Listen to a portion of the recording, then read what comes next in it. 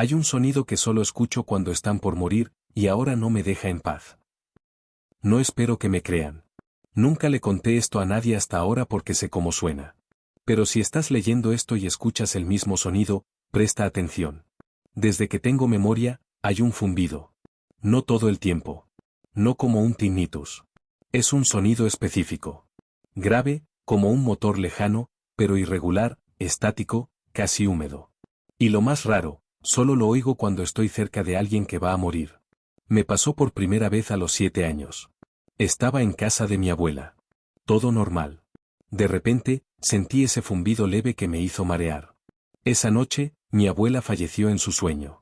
Nadie me creyó cuando dije que lo había sentido. Desde entonces, me ha seguido. Amigos, vecinos, incluso desconocidos.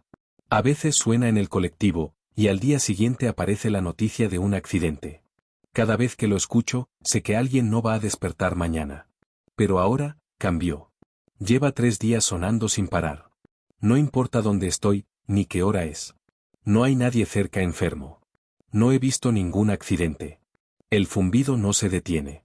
Esta mañana me miré al espejo.